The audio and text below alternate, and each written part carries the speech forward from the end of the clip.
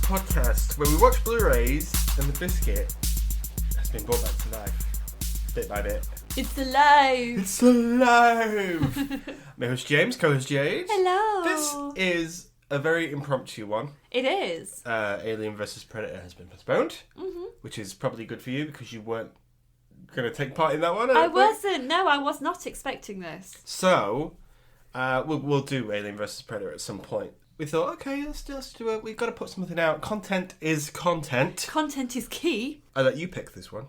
You did. And what did you pick?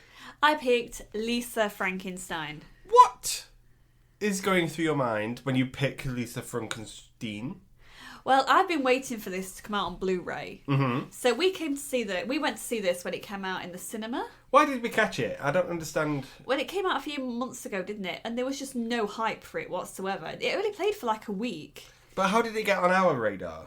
Didn't we? I think we bought Empire magazine, and there was a big feature on it, wasn't there? You're right, yeah. And was like, oh, that looks so cool. And then we went to see it and thought, you know, this is actually banging.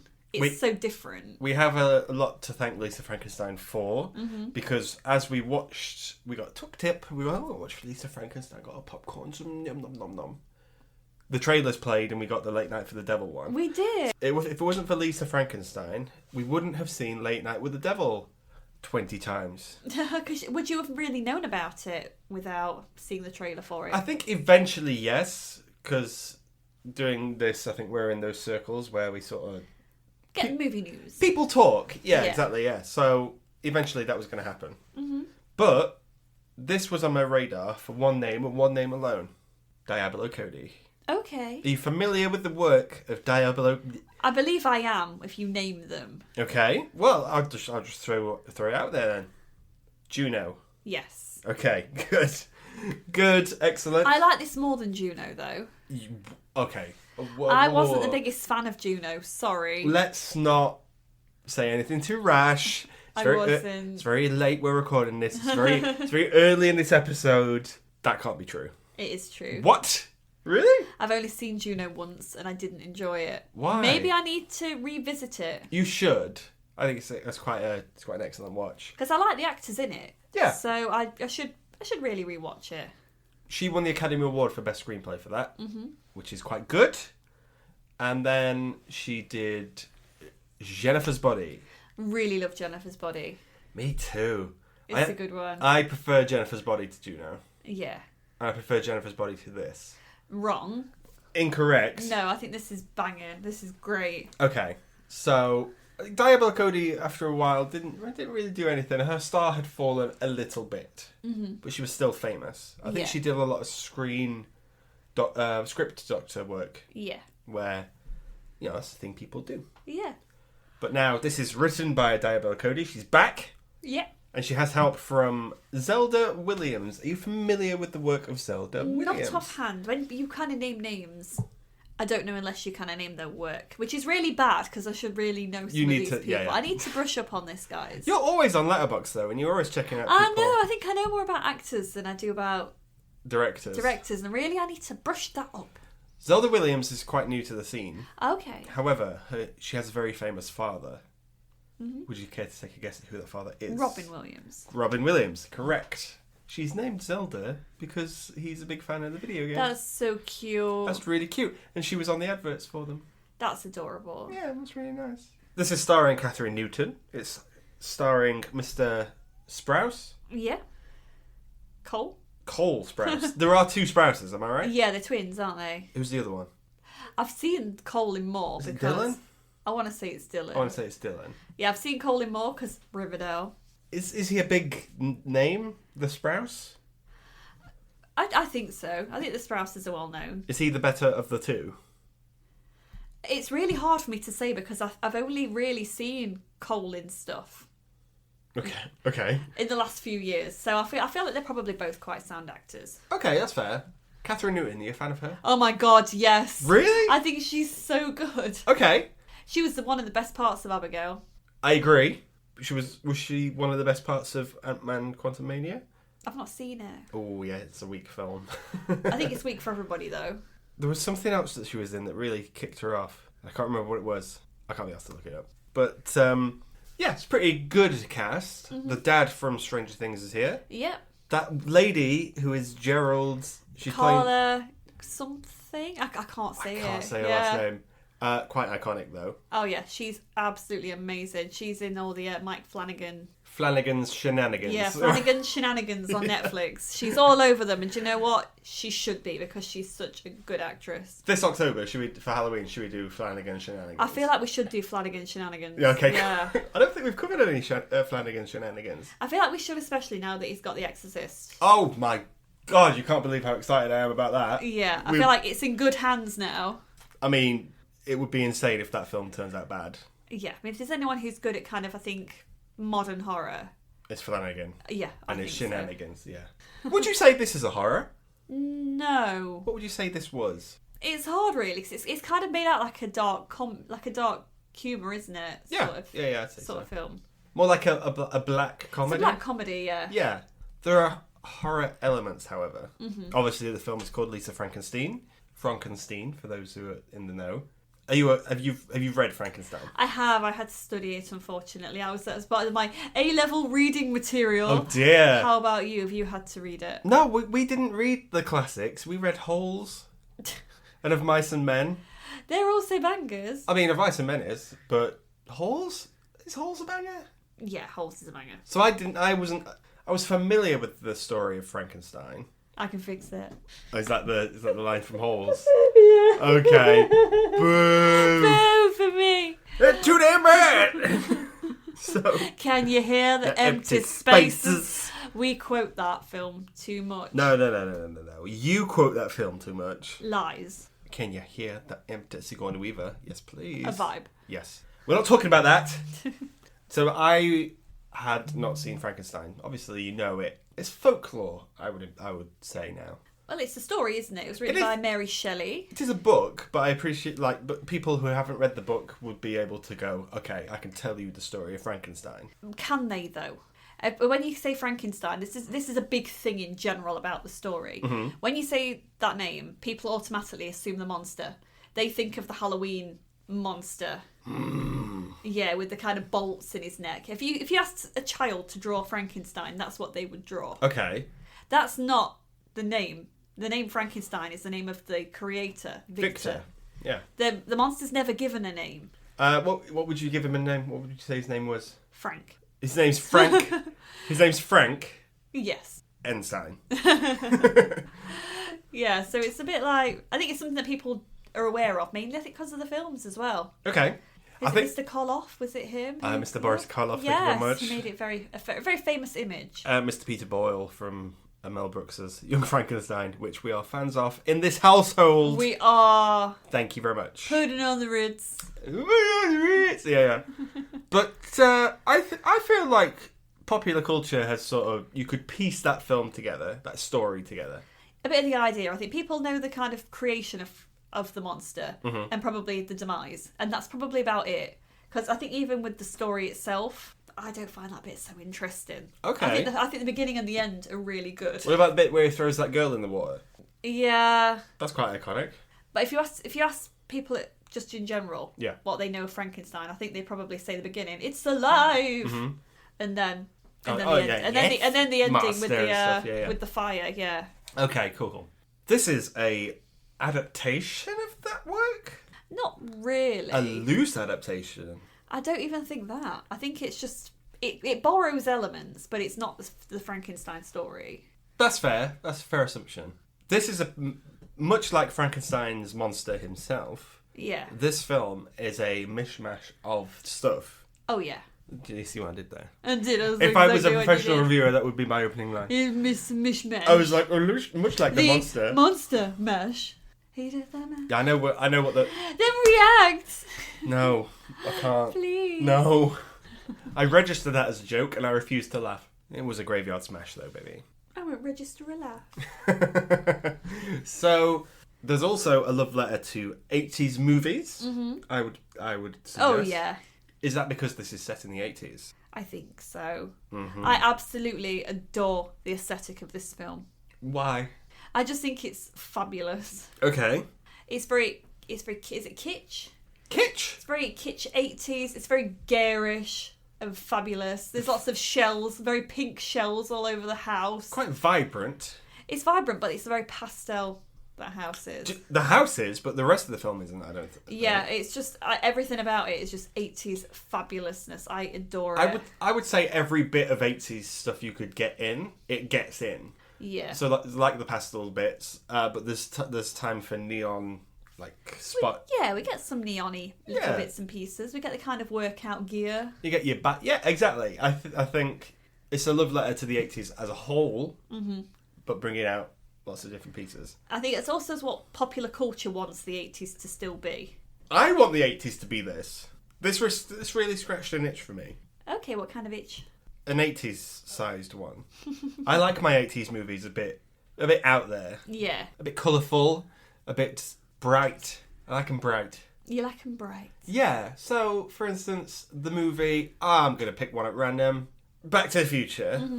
The neon-esque stuff on the DeLorean and things, that's what I think of when someone says 80s. Interestingly, though, a lot of the neon that we do get in this film isn't necessarily in what characters are wearing. It's the actual monster itself with the sunbed and the electricity. The laboratory. Yeah, so it's more with that, which I quite like, because otherwise you've got the pastels and then Lisa's wardrobe, which is completely different to what everyone else has got. Yeah. Oh my god, all the contrasts in this are so clever. I just love it. I like how this film starts, very much so. I'm a sucker for when a film does a little cartoony bit. Yeah. Maybe at the opening credits, maybe midway through the film. I'm looking at you, one of the Harry Potters. Well, to Deathly Hallows Part 1. I think it was, It had that vibe, didn't it, when they start going into the thing. When he goes into the thing. Yeah, I know. Hermione narrates it. I don't care. I can't believe I've forgotten what that's called. Because Harry Potter is not important. But I'm a big fan of that. And then it kicks into a really good song I like. Yeah, so we get this really beautiful little animation bit that kind of shows the life and the death of what eventually is going to be the creature. And then we just go bang straight into the 80s. Little story about that song. I first heard that song. The song is called The Promise. It's performed by When in Rome. And that was a song that was on my radar because of work. Yeah. It's since made its way onto my playlist. And I played it to death, I think. And when... You'd always get me to turn it off. Because you don't like that song now. Well, it didn't help that you put it on our engagement party playlist. Yeah. And I'm not going to lie, it's such a fucking mood kill, isn't it? I'm just thinking of the railway scene. It's exactly... No DJ goes, you know what, let's just slap this on. This'll get the dance floor flowing. Hey, you know what? That chorus is powerful. It's a powerful chorus, but it's not one that you just put on, is it really? I would, and I do. I'm sorry. I know you did. So I had to deal with it on the engagement party playlist, and then all of a sudden, it's hit me. Thank you, James. It's my first contender for best use of a bop. I thought it might be. Come the Golden Biscuits Awards this year. This is... I think this film takes a while to get going. And I felt it more this time. We've seen it twice. We saw it at the cinema. We've seen it just now. Literally just watched it. Yeah, I remember liking the film in general a lot more. I think you're tired tonight as well. Okay, could be that. Could be. I'm very, very sleepy. Yeah. But it didn't hit as much as I thought it did. I think it's because you're tired. Could be. Who knows? Okay. What is the plot of the movie? So we start out with Lisa, and she hangs around in this creepy old graveyard, which we find out that the gentleman who was in the initial little animation at the beginning is buried. And she's got a bit of a fascination with his grave because it has a really cute bust of him. She's a big fan of a bust. She's a big fan of a bust. She just spends a lot of time just talking at the graves. We find out she's a bit of a loner. Yeah, doesn't really fit into society. No, it then cuts to her kind of getting ready for a party, and her sister comes in, all fabulous, 80s-esque. It's amazing. Her name's Taffy. Yeah, she's there's that kind of like bubblegum princess, isn't she? She is modelled off certain Phoebe Cates. Yeah. I appreciate me some Phoebe Cates. You do indeed. Before we go any further talking about this film, I think at this point we should probably say, go watch it. Yeah, guys, because people didn't go to see this in the cinemas because it was not really promoted very much. It came out at a weird time of the year as well, I think. Yeah. I think, what was it, March it came out? Mm-hmm. Which is, it's cinematic suicide, I think, that one. Yeah, like I said, it wasn't very well shown off. I didn't know it was really on until I'd seen it in Empire. Yeah. It's one of those that it was only there for a week as well. Loads of people that we've spoken to missed it, and they all said, "Oh, we wanted to see that, but it was only playing like in select places." Yeah. It had a $13 million budget. Mm-hmm. It made $9 million. That's the thing. I feel like this could have made so much more.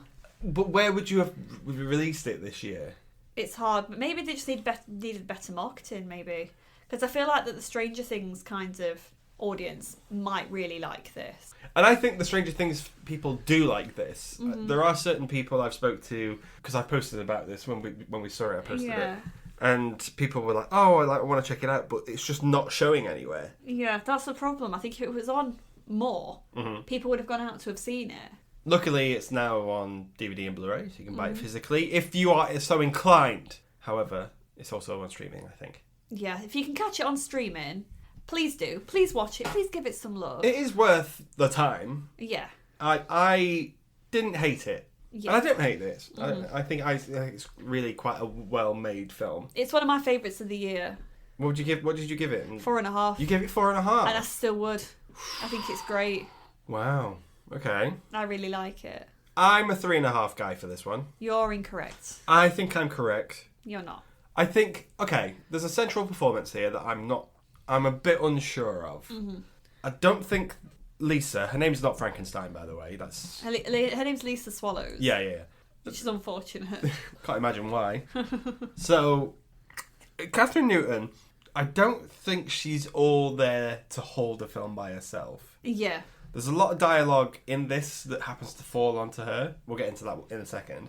And it's just a weird performance, I think. I think it's her character, though.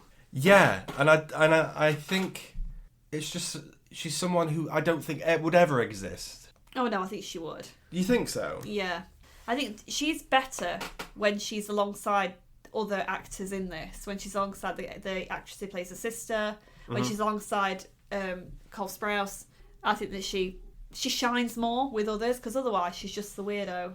There's a scene in this where they later in the film. There's a bit of a musical interlude where they sing Can't Fight This Feeling. Mm-hmm. Very much appreciate the use of that song, thank you. Yeah. Full of metaphors, I love it. However, I think that's quite a withdrawn performance. Yeah. Because she's not going full, I'm singing in my living room, living my life. Yeah.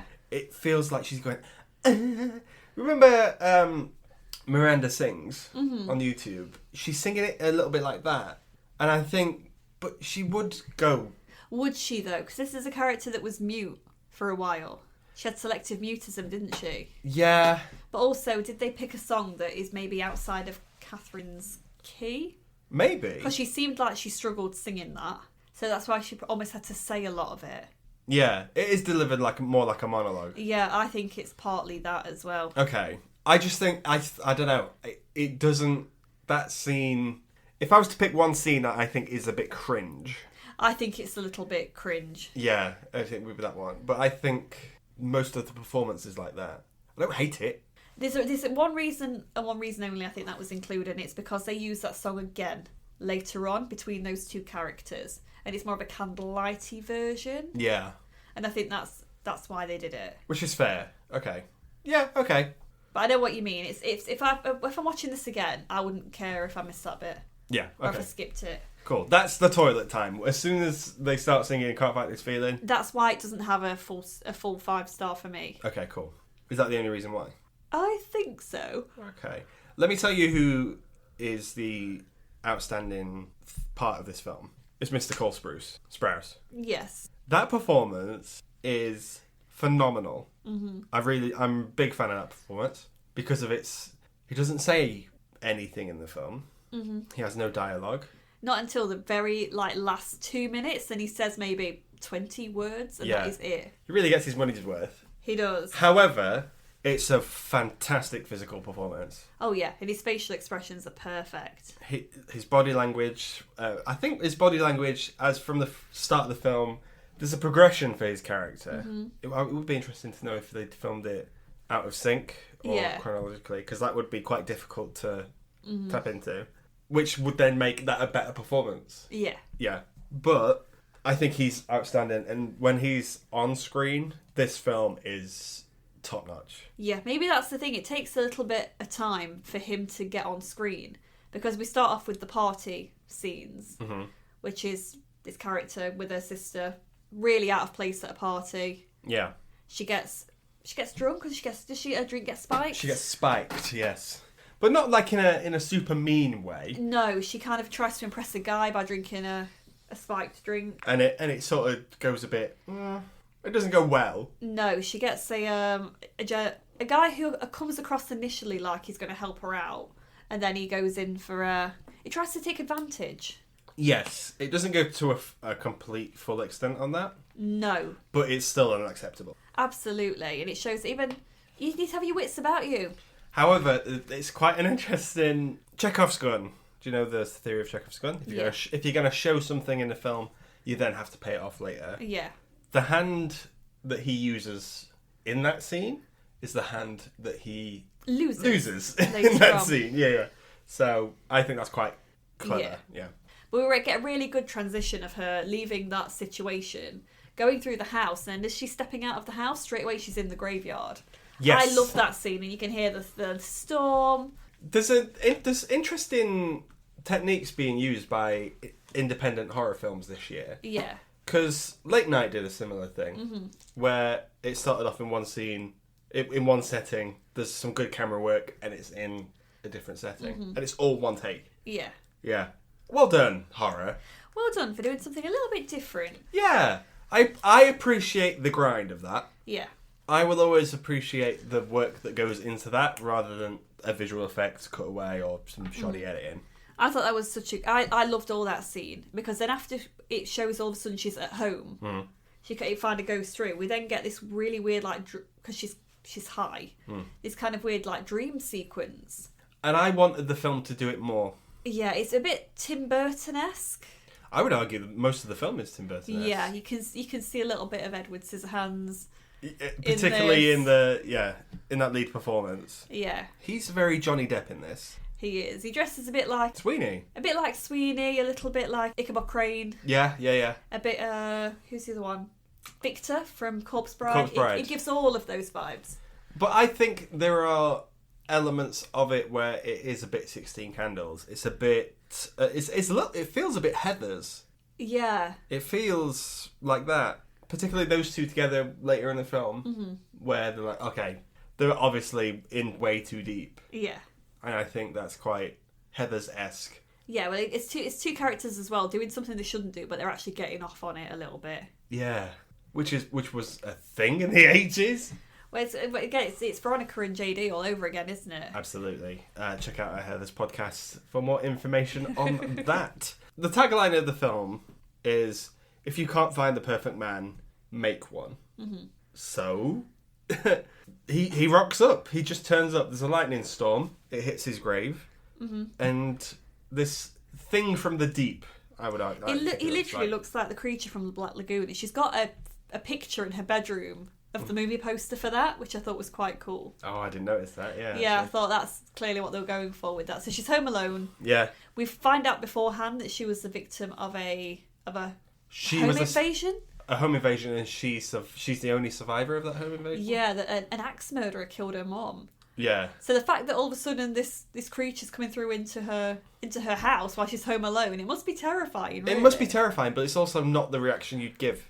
That's what I thought. Yeah. I think you would be you'd get out. Obviously, this is a comedy. Can't really do that. It's almost as if she's enjoying it. But why have that set up as, she was a survivor of a home invasion? Which is quite dark. Yeah. To then go, if she's going to survive another home invasion, she's just going to fall in love with a guy. Yeah, because if that had have happened to me in the past, there's not a chance I wouldn't be grabbing that phone to call the police immediately. Absolutely. I don't know. It just doesn't... That's the bit that always made me as well. That's also why it didn't get a full 5 stars for me. That bit just didn't quite sit right. Yeah. I think there are good elements of good horror here, though. There's a bit of Evil Dead-esque stuff. Yeah. When like liquid comes out of his mouth and goes into hers and stuff. Yeah. I think that's quite cool. I appreciate the inspiration behind all of this. Mm-hmm. And I like it. Add stars to the movie. Adds all those stars. So he's got one hand. He's swampy, he's muddy, he's dirty. Yeah. And she's like, okay, well, you should probably have a shower. Mm-hmm. Has a shower. Oh, he looks like Mr. Cole Spruce. He's still a bit fucked up by this point. All of his cheeks are all gone. He can't talk. No. He's missing a tongue. He hasn't got a hand. I don't think he's got an ear. No, he's missing an ear. Yeah. So he's not all there. No. But still a really good performance. You know everything that character wants to say. Even when she's acting alongside him and saying, "Oh, you want me to help you," whatever, you can see already that that's what he's trying to say without her backing it up with her dialogue. Yeah. I think this makes us like that monster just as much. Yeah. Because, like, we as an audience go, he just wants to hear. And she's like, Yeah. What do you want? What? Timmy fell down the well again? What? So, I don't know. But we have the one of Flanagan's shenanigans. Carla, who's playing the mum. Gerald's game. Was she in Hill House? Hill House, yeah. She's the stepmother, and she's clearly fucked off with all of Lisa's shenanigans. Breaking things in the house. Yeah. She's starting to act out a bit, yeah. Yeah, so we get the idea that the stepmom's a little bit delicate disposition. Yeah. She's a bit of a control freak. Yeah. But I think that's good. That's a good performance, though. Mm-hmm. It feels very like the mother from Beetlejuice a little bit. Yeah. But again, some of the parents from Edward Scissorhands. Mm-hmm. Burton is drenched Fabulous. in this. Yeah, absolutely. Yeah, sure. So, yeah, she's a bit of a workout nut. She threatens Lisa and threatens to send her to an asylum. Yes. And as she's doing so, Mr. Cole Spruce. Mr. Cole comes up behind her and he smacks her at the back of the head with a huge sewing machine. And I think from then, that is the turning point of this. Mm-hmm. Similar to Heather's. Yeah. Once the first death happens, balls to the wall, weird. Yeah. Elisa's reaction is great. Initially she's shocked and then she runs to him in like a really old Hollywood kind of way. Like she's throwing her head back. She's like, let's go hide the body. Is that very 1930s horror-esque? Yeah. Very overacted, and I quite like that. Oh my! Yeah, it's very Hammer, very Hammer is the word. What's it? Kind of very damsel in distress, but actually she's loving it. She's smiling. She's getting off on it. It's a bit olive oil. Yeah. Yeah. So. But interestingly, he chooses violence every time. I wonder if he was like that in real life. Well, we learn a little bit about what he did in his real life from that little cartoon at the start, but also what he does later with his little piano. Yeah. It's cute. He cuts off Flanagan's shenanigans ear, and he's like, right, okay, I need this. And she's like, what do you want? And then she figures out that he needs that ear sewing onto him. Mm-hmm. She's quite good at sewing stuff. She works in a fabric place. Yeah, in a fabric shop. Fabric. Mending. Clothes, yes. Mm-hmm. And so I think from then you can sort of see where the film's going to go. Mm-hmm. And it falls into predictable. Yeah, because then we then get her doing it to other characters. Like, for example, the gent in the beginning with his wandering hands. They lure him out and he loses that hand. The hand you use is the hand you lose. Yeah. Could get that on a t-shirt.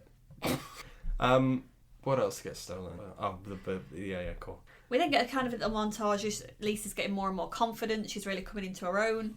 Every time she's fixing the creature up, she's having to put him on a sunbed in order to kind of jolt him to life with the electricity because it's a really faulty sunbed. Every time he gets on it, he gets a little bit better. Yeah, it's like he's regenerating every time they do it. Yeah. Is that a Frankenstein thing? No, but the electricity obviously is. Yes, it's alive. Yeah. Yes, he's becoming more and more lifelike as he's getting electrocuted as she's putting these parts on him. So as he's becoming more alive, so is she almost. Mm-hmm. She's becoming more confident. Well, their relationship's quite tenuous. Yeah. Because it's not love at first sight. No. And I don't think she realises that he does love her. No, because he can't really say it. Yeah. And she doesn't see the messages and whatever. Mm. But he's doing all the things. I don't know. He's trying to help. Yeah, I think he thinks he's doing it for her, but he's also doing these things for himself as well. But he wants to be the man that she wants. Mm-hmm. And he can't be because she's in love with this other guy. Yeah, so she's infatuated with another gentleman who writes poetry or something for the newspaper. Mm-hmm. Bit of a cool guy. Is he a jock? No. No, not quite, but he's quite cool. No, he seems to be a bit cool. He's got the bit of a leather jacket sort of vibe. Mm-hmm. Yeah. So Lisa is like pining over this guy, Michael Trent. Mm-hmm. And so I think the creature is trying to help her be happy, even if that means being with Michael Trent. Yeah. So things start closing in on her by this point. The idea is that the guy with the wandering hands, he's gone missing. They're assuming after seeing them together that this is the police have had a tip off that they were together, that Lisa had something to do with it. She thinks, oh shit, I need to lose my virginity. Mm-hmm. I'm going to lose it with this guy I really fancy. Yeah. She goes around to his house, and the poor creature, he drives her really reluctantly. I know. But then he does it anyway. He does it anyway because he loves her, wants her to be happy. It's quite good. He's quite a good creature. But what happens when she gets there, James? Well, unfortunately, her stepsister, whose name I forget, Taffy, is unfortunately having relations with this Michael Trent. And it turns out she always has been, even from the initial party where poor Lisa was spiked. Mm-hmm. She knew. This is what pissed me off about Taffy's character. She knew her sister fancied this guy because they'd been speaking about it in the car before the party. Her sister gets spiked. Yeah. She goes to tell this guy off, and instead of helping her sister out, she's just getting in on the guy anyway. Yeah. It's like you chose yourself then over your sister. I see what you mean. And you went after your sister's guy. It's a little bit shitty. But I think Taffy's quite a good character. She's a good character, I think, in the end. But the fact that she thought of herself first, she wants Lisa to be happy as long as she's happy first. Yeah. And I know people like that. We're not naming and shaming. No, we're not naming and shaming, but I do know people like that. Where they're happy for you to be happy, but they need to be... They need to be happy. They need to be happy first, or doing slightly better than you in order to really feel it. Yes, absolutely. Lisa breaks in, discovers this affair. They have a bit of a confrontation, but then the creature just walks in as well. He's clearly heard that she's distressed. Yeah, he comes in, turns the music really, really loud, and then with an axe he takes it between Michael Trent's legs, which in a scene that I think is quite beautiful. It's really well shot, isn't it? It is. It's all done in slow motion. I forget what song was playing at the time. Something The Wings of Love, I think. Fly on the Wings of Love? No. For the Wings of a Dove? No. But yeah, it's really quite something to behold. But now he has a working peen. That's all the man ever wants. I like the fact that he's chopped off the peen of the guy that the girl he fancies likes. Yeah. In order to do her with it. That's a bit of a power play. It's weird, but it is very strange. But in the end, she will get what she wants. Yeah. So fair enough. So she sews that onto him. Mm-hmm. We get the sunbed again. He's every part of man he always wanted to be. Yeah, he's all fixed now, isn't he? Yeah, bless him. And they can now consummate. Consummate? No, just have a good old time. Well, they consummate the relationship because he puts a ring on her finger. I think he assumes then that they're married. Yeah, because he's from ye olde times. That's why I found it strange that he'd had sex even once. Mm-hmm. Especially if it was of ye olde times. Ye olde times, yeah. But he was a beautiful pianist and he could play. Can't fight this feeling on there. Beautiful. He's really good. Those weren't his hands, by the way. No, when it cuts down to him playing the piano, you know that's not Cole's hands. Unless it is. Might be Ryan Gosling's hands, who knows? He can do that.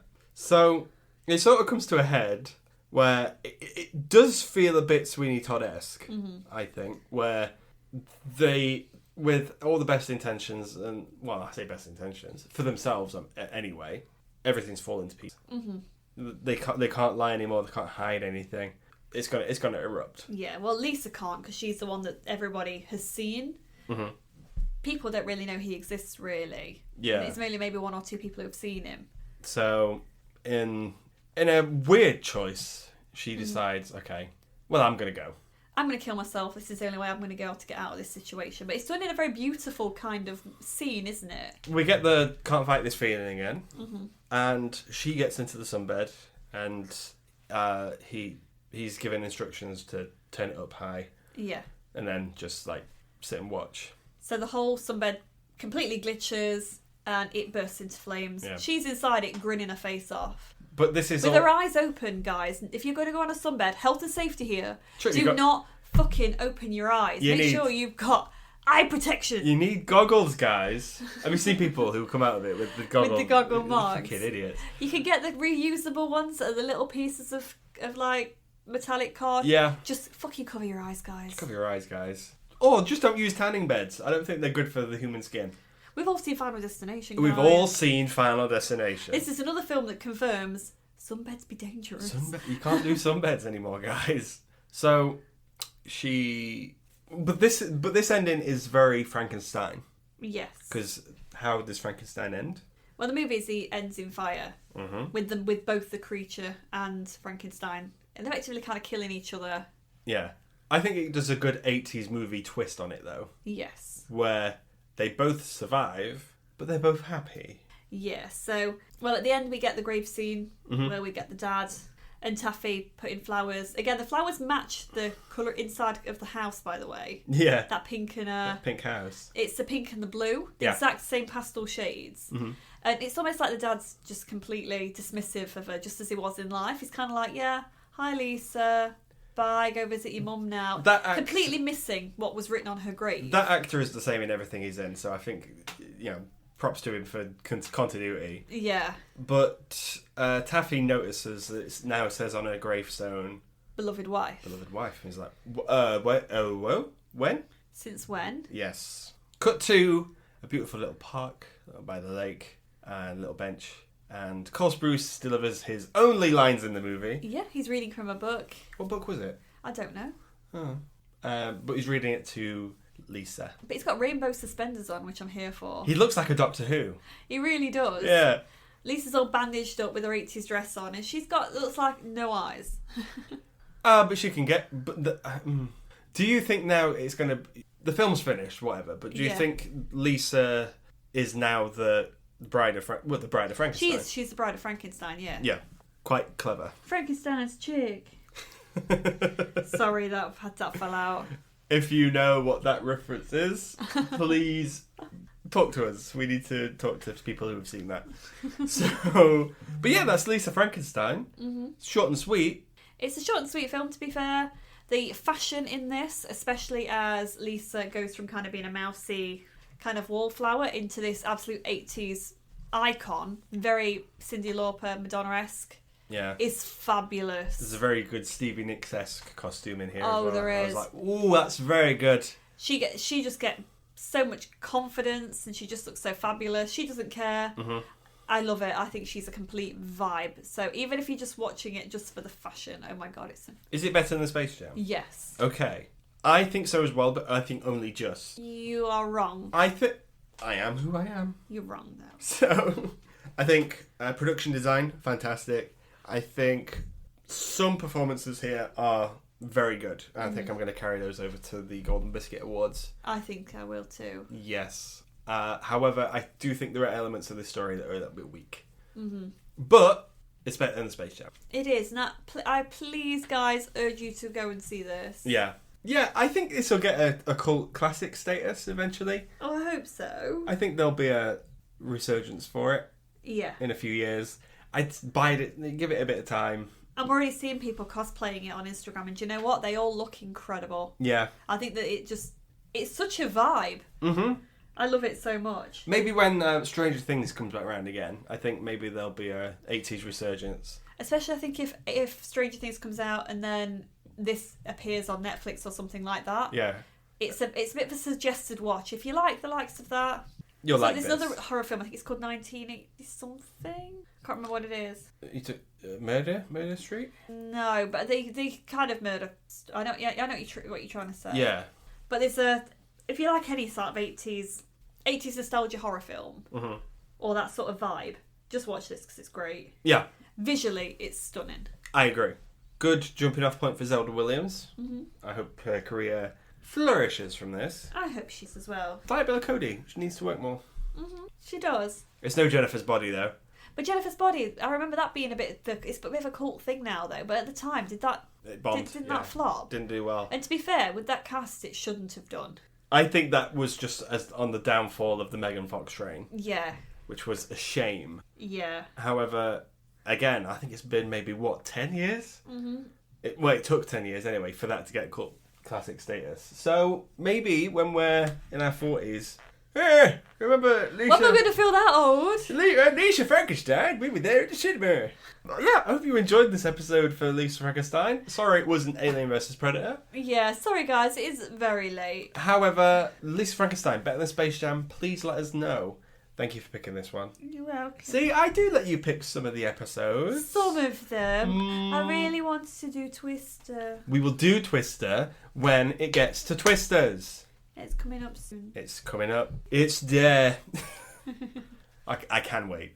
That's going to fucking suck. How dare you? I said what I said. It's going to blow, more like, because it's a Twister. You're going to blow. Windy boy. Thanks for listening, guys. See you next week. Bye.